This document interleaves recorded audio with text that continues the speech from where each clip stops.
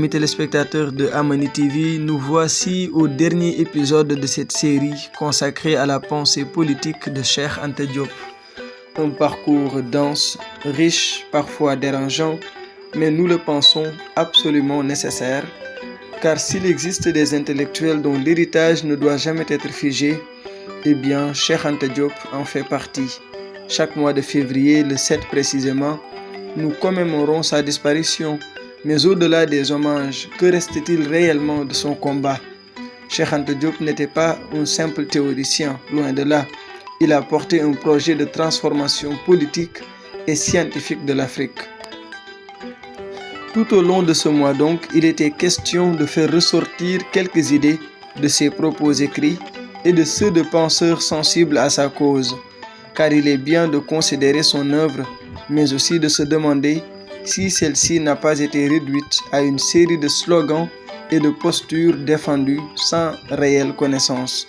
Il faut donc, à coup sûr, en plus de continuer le travail de vulgarisation, lutter contre la simplification de sa pensée en la réduisant, par exemple, à la seule promotion des langues africaines. Certes, c'était important, mais ce n'est pas l'unique piste que Cheikh Anta a eu à défricher. Son combat politique panafricaniste doit plus que jamais être enseigné et rester vivant. Si Cheikh Anta Diop était encore parmi nous, il rappellerait qu'il ne voulait pas d'un parti, mais de front vaste et solide, capable de mobiliser toutes les énergies africaines.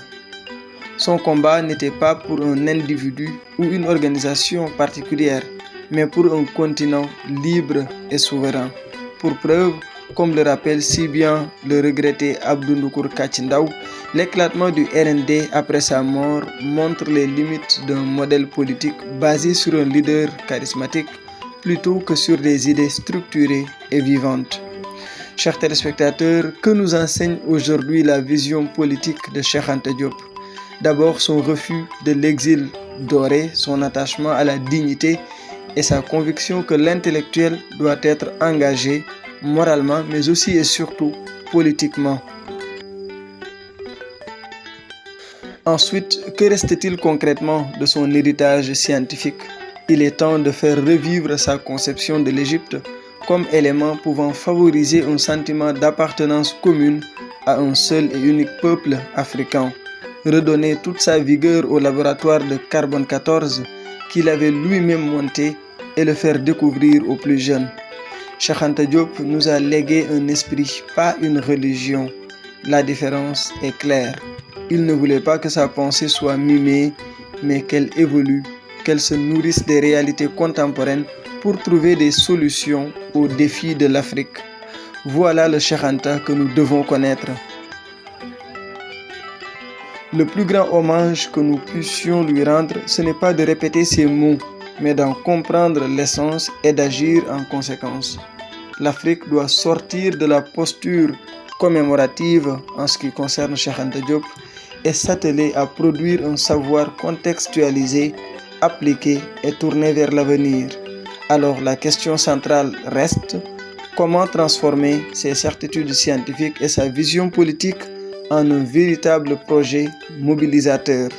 Comment éviter que le message de Cheikh Anta Diop ne se perde dans un ésotérisme stérile, loin des préoccupations concrètes des peuples africains? Ces questions que se posent de nombreux intellectuels méritent des réponses. Il nous appartient de poursuivre la mission que Cheikh Anta nous a laissée.